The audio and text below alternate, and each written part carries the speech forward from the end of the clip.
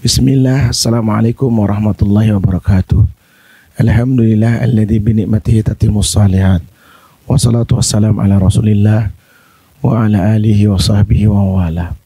Amma ba'd, ya, wali murid anak emas dari berbagai jenjang yang ada, ya, kami dari seluruh, ya, Yayasan Anak Emas yang mengajak antum semua untuk bersiap-siap diri menyambut bulan Ramadan. Alhamdulillah kita diberikan kesempatan oleh Allah sampai di penghujung bulan Sya'ban ini, ya. Bapak-bapak dan ibu sekalian, ya, sebagaimana harapan para ulama ketika memasuki bulan Rajab, mereka semua berdoa, Allahumma barikna wa fi Rajab wa Sya'bana wa balikna Ramadan. Ya Allah, ya Tuhan kami, berikan keberkahan kepada kami di bulan Rajab dan bulan Sya'ban ini, dan sampaikan kami ini untuk menikmati seluruh rangkaian ibadah di bulan Ramadan. Alhamdulillah sekarang kita akan menyambut Ramadan. Oleh karena itu tema kita kali ini ialah apa dan bagaimana kita menyambut bulan suci Ramadan ini. Bapak-bapak dan ibu-ibu sekalian yang dimuliakan oleh Allah Subhanahu wa taala, kita, ya, yang perlu pertama kali kita ucapkan rasa syukur kita kepada Allah Subhanahu wa taala. Diberikan kesehatan, ya. Mudah-mudahan yang sakit segera diberikan kesembuhan. Yang bersedih segera, ya, dihibur oleh Allah dengan karunia yang lainnya. Karena semua pasti akan mengalami cobaan-cobaan. Maka dari itu, ya, yang utama dan yang pertama, ya, kita selalu, ya, berdoa kepada Allah untuk, ya, mendapatkan kenikmatan, terutama kesempatan, ya, kita beribadah. Sebagaimana doa yang sering kita baca setiap kali kita bangun tidur. Ya, alhamdulillahilladzi afani, ya, jasadi warudda alayya ruhi wa adina li bidzikri. Ya, itu segala puji bagi Allah Subhanahu wa taala yang telah menyehatkan jasadku atau badanku, mengembalikan kepadaku ruhnya, dan kemudian memberikan izin kepadaku untuk kembali beribadah kepadanya. Nah, ini rasa syukur kita, ya, kepada Allah yang telah memberikan kesempatan kepada kita, ya, hidup, ya, menikmati ibadah ini sampai ini. Sementara barangkali di antara kita ada keluarga-keluarga dekat kita yang telah dipanggil oleh Allah Subhanahu wa taala. Maka, ya, Bapak dan Ibu wali murid anak emas yang dimuliakan oleh Allah Subhanahu wa taala, gunakan rasa syukur kita kepada Allah ini, ya, dalam rangka mendekatkan diri kepada Allah Subhanahu wa taala.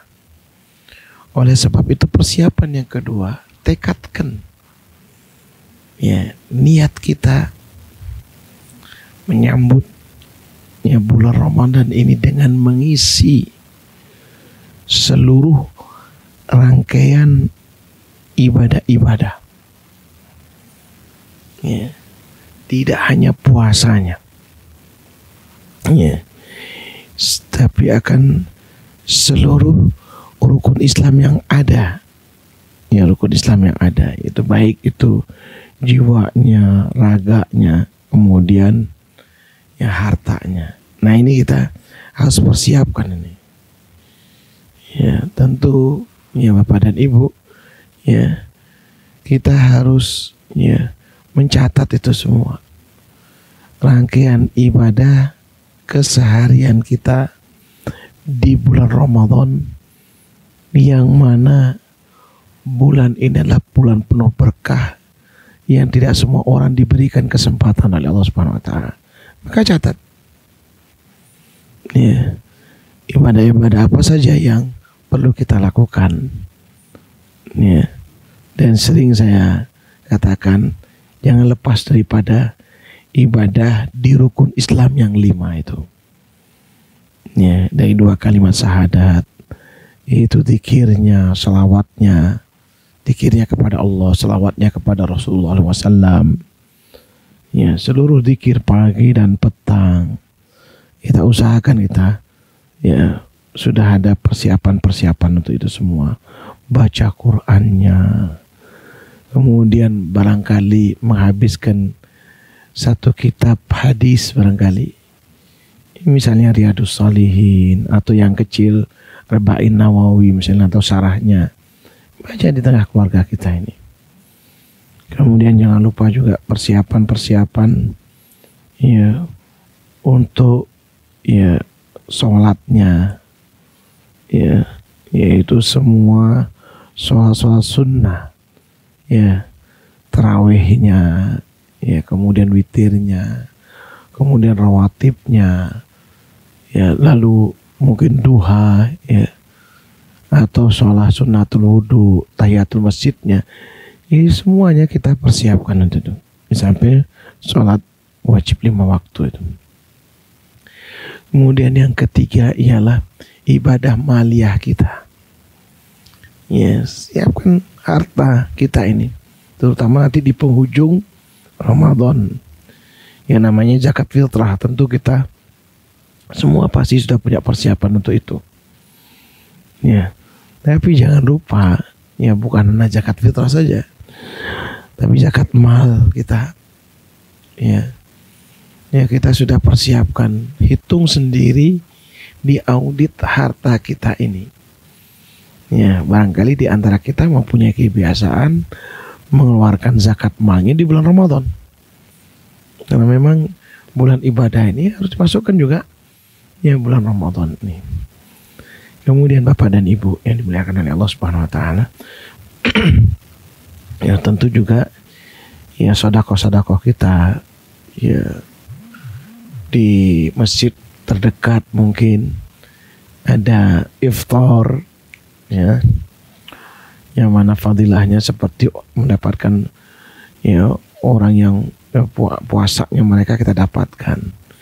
Barangkali ada sahur di tempat antum, kita untuk berkontribusi semampu kita, nggak usah kita paksakan diri kita, dan kita ajak teman-teman kita untuk juga melakukan hal yang sama, sehingga apa, beban kas masjid itu tidak terlalu berat ya, karena kita rame-rame untuk ya menghidupkan dengan ibadah-ibadah. Kita harus sudah punya ya persiapan untuk itu, bila perlu juga pertemuan dengan warga masjid sekitarnya agar kita ini ya bisa ya bersama-sama untuk meramaikan masjid dengan ya sahur dan iftarnya. Nah, seperti itu ini.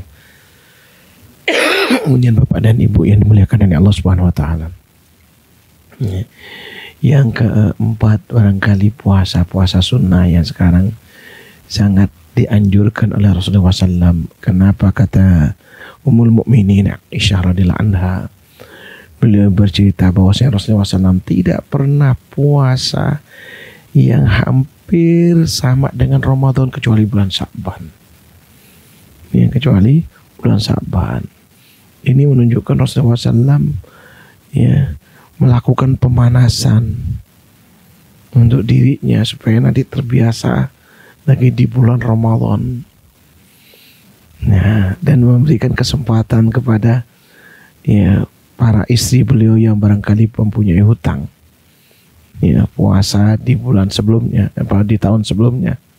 Nah, ini. Kemudian yang kelima, ya barangkali di antara antum ada kelebihan rezeki mengagendakan untuk umroh di bulan Ramadan, yang mana pahalanya persis seperti haji bersama Rasulullah SAW. Dan ini juga menjadi prioritas kita bersama. Itu kita harus punya agenda untuk itu semua. Ini teman-teman sekalian, ini salah satu juga ya persiapan kita yang kedua untuk itu. Kemudian yang ketiga, ya, kita melunasi hutang-hutang puasa, ya, yang mungkin tahun lalu ya kita ada safar, sakit, ya, atau barangkali kaum hawanya ya, karena berhalangan, ya, atau melahirkan. Nah, itu harus segera dibayar sebelum masuk Ramadan yang akan datang ini. Ya, karena kewajiban membayar hutang puasa itu kata ulama al-fauri, itu sesegera mungkin untuk diselesaikan. Jangan sampai kemudian melewati Ramadan yang akan datang. Karena sebagian ulama, di antaranya Syekh Utsaimin rahimahullah, itu mengatakan ada denda ya bagi orang yang bayar hutang puasanya melewati Ramadan berikutnya, yaitu disuruh bayar ya fidyah. Nah, ini jangan sampai seperti itu. Jadi selesaikan ya hutang-hutang kita ini. Lalu ya Bapak dan Ibu yang dimuliakan oleh Allah Subhanahu wa taala, yang keempat ya, yaitu memperdalam ilmu agama, terutama berkaitan dengan puasa Ramadan seluruhnya, agar kita ini tidak keliru, ya, tidak ya melanggar aturan-aturan atau rambu-rambu yang telah ditetapkan. Karena ada beberapa orang ya, karena tidak ada ilmu ya, akhirnya apa? Jatuh kepada kekeliruan. Satu misalnya ya, saya pernah bertemu ada orang mukim ya, dia tidak safar, nggak puasa. Dia bilang, "Mas, kenapa nggak puasa?" "Ustaz, maaf Ustaz, karena tadi pagi saya tidak sahur." Loh, ini bukan alasan. Salah sendiri, kenapa kok tidak sahur? Ya, karena ketiduran Ustaz. Ya, harus puasa. Nggak boleh dia tinggalkan ya, kewajiban puasa Ramadan ini gara-gara apa? Bapak dan Ibu, nggak ada ilmunya. Makanya kita perlu belajar ya tentang ibadah Ramadan. Orang ada sebaliknya, yaitu gak makan sahur. Ya, padahal Rasulullah SAW menganjurkan tasaharu fa inna fi sahur barakah. Kita disuruh sahur, ya, karena dalam sahur itu ada keberkahan. Ini tentang ibadah Ramadan, puasa, yang kita dianjurkan belajar, makanya ya, supaya kita paham ya rambu-rambu agama. Nah, itu ini apa dan Ibu. Ya, misalnya orang lupa juga makan, insya Allah lupa nggak masalah dia. Ya, tidak masalah. Ya, begitu dia ingat, dia kembali lagi puasa. Tapi jangan pura-pura lupa. Nah, ini jadi masalah. Jadi Bapak dan Ibu, ini perlunya ilmu di dalam semua urusan ibadah. Ya, inilah yang dikatakan oleh Imam Bukhari rahimahullah, al-ilmu qabla al-qauli wal amal. Jadi kita dituntut untuk berilmu dulu sebelum mengucapkan, sebelum kemudian mengamalkan. Jangan mengamalkan. Maka kita apa? Ya, Bapak dan Ibu yang dimuliakan oleh Allah Subhanahu wa taala, yaitu kita belajar ibadah-ibadah apa saja. Kemudian juga belajar tentang ibadah salat tarawih, ya. Ya di samping tadi sahur dengan buka puasanya, pada saat tarawihnya. Belajar juga tentang keutamaan zikirnya. Ya. Jadi apa saja sih yang kita perlu isi? Jangan kemudian di bulan Ramadan ini kerjaan kita STMJ, ya, yaitu sholat, tidur, ya makan, kemudian jalan-jalan saja, bukan itu. Ya, jadi kita ya ada kemudian target itu membaca Al-Quran barangkali, ya boleh, ya 30 juz boleh, ya boleh, tergantung kemampuan kita. Ya 1 juz boleh, 1 surah kemudian kita pelajari artinya, kita faham juga tafsirnya, lalu kita amalkan. Nah boleh. Nah, itu diantara rangkaian amalan yang bisa kita isi ya selama bulan Ramadan. Ya selama bulan Ramadan. Nah, Bapak dan Ibu yang dimuliakan oleh Allah Subhanahu wa taala, maka hal ini ya perlu kita duduk bareng. Ya, duduk bareng dengan para ulama atau ustadz kita di kampung kita ngaji atau kita beli bukunya, ya. Tapi yang paling enak adalah ya bareng keluarga sambil baca. Oh ada ini, baca yang sambil ini. Sekarang alhamdulillah dengan kemajuan teknologi kita bisa cari ya di Google atau di mana yang kemudian kita bisa mempelajarinya. Nah, jadi jangan sampai juga kita terjerumus dalam hal-hal yang keliru. Ya. Kadang kita batal puasa, la qadarullah, ya kemudian suami istri melakukan hubungan di siang hari di bulan Ramadan. Nah, ini karena ketidaktahuannya. Ya, ketidaktahuannya dia melanggar ketentuan-ketentuan agama. Ya, kita perlu ya belajar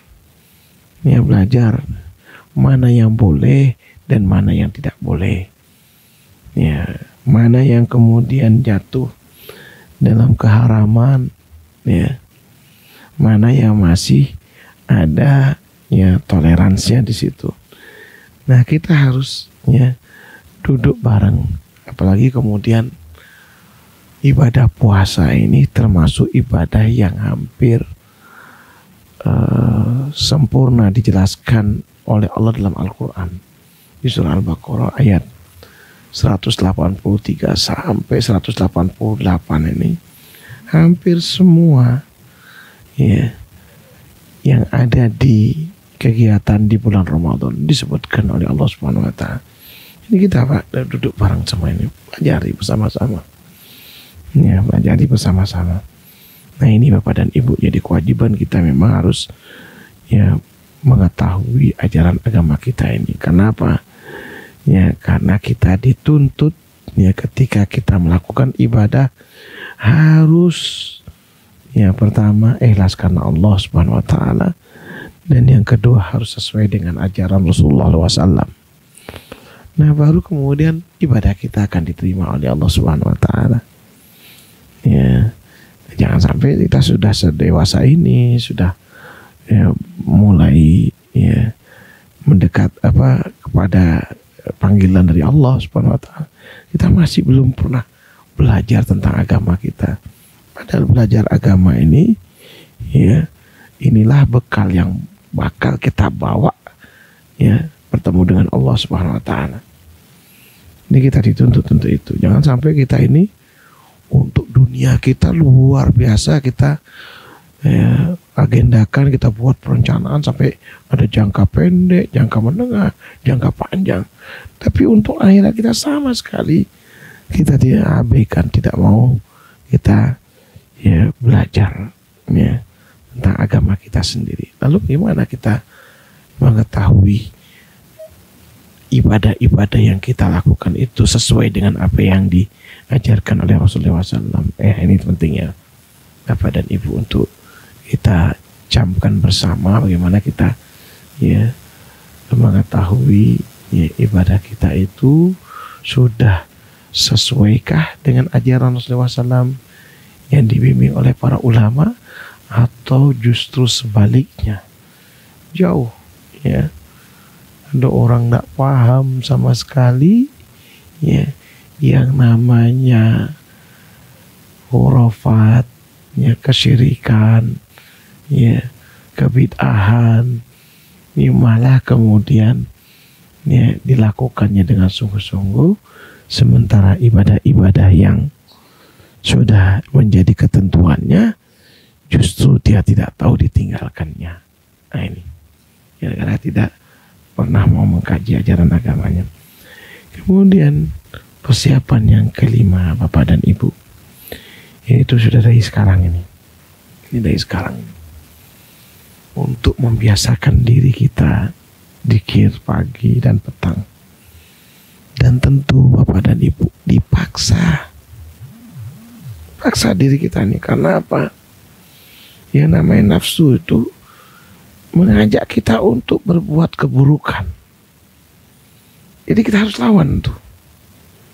Paksa kita duduk sebentar zikir, terus buka ya, Al-Qur'annya, nah, ambil mushaf kita yang barangkali sudah berdebu ya berdebu, kita buka, targetkan kita baca. Coba bisa enggak, mampu enggak kita baca ya 30 juz ya dalam sebulan ya. Dalam sebulan ulama dulu satu hari itu hatam Quran. Kita cukuplah satu hari itu 1 juz. Imam Syafi'i bahkan 2 kali hatam Quran. Jadi selama sebulan itu 60 kali hatam Quran. Nah, kita jangan sampai, ya cukuplah kita ini ya mungkin 1 hari 1 juz. Ya kita paksa. Ini dari sekarang ini. Ya latihan ya untuk membiasakan diri,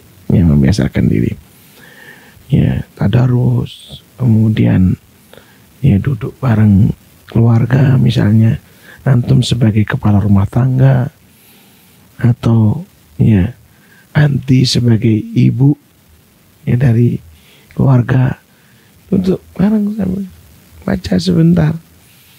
Kapan waktu yang tepat untuk berkumpul bareng? Ya, tidak usah lama-lama. 5 menit, 10 menit cukup. 5 menit aja. Nah, sudah, hari ini juga cukup. Jadi kita ambil ya buku, nah itu ini. Ya kita insya Allah. Kemudian kita untuk diri kita sendiri. Ya, zikirnya, bacaan Qur'annya, kemudian ibadahnya, terutama bapak-bapaknya membiasakan diri begitu azan sudah di masjid. 10 menitnya sebelum azan sudah melangkah kaki kita ke masjid. Ya, anggap ini kita sekarang ini kesempatan terakhir ya, yang bakal kita lalui. Ini Ramadan terakhir kita ini.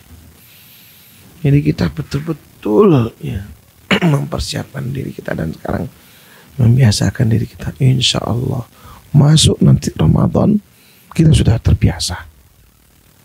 Ya, begitu kita ya memasukinya, kita enggak berat lagi untuk melakukannya, karena kita sudah terbiasa di bulan-bulan ini. Jadi Bapak dan Ibu, inilah kemudian persiapan agenda yang kita harus catat. Kemudian ajak pasangan hidup kita, yuk ya, anak-anak kita dudukkan ya, bila perlu kita tempel ya, di dinding atau di kulkas atau di papan. Barangkali kita semua ada papan untuk itu, yaitu perencanaan apa yang kita harus lakukan. Nah, insya Allah kalau kita penulis, kita akan terdorong untuk merealisasikannya. dan akan dimudahkan oleh Allah Subhanahu wa taala. Dan jangan lupa berdoa untuk diri kita, keluarga kita, seluruhnya, agar kita ini mampu menjalankan ibadah Ramadan di tahun ini dengan sempurna. Insya Allah mudah-mudahan ya kita dijaga oleh Allah Subhanahu wa taala. Ya, sekali lagi juga doakan negeri kita nih, ya, agar Allah memberikan keamanan, ketentraman, ya, kepada rakyatnya, ya, kepada para pejabatnya dan penguasanya. Yang mudah-mudahan Allah, ya, memberikan keberkahan untuk negeri yang kita cintai ini. Demikian barangkali, ya, subhanakallahumma wa bihamdika asyhadu an la ilaha illa anta astaghfiruka wa atubu ilaik. Assalamualaikum warahmatullahi wabarakatuh.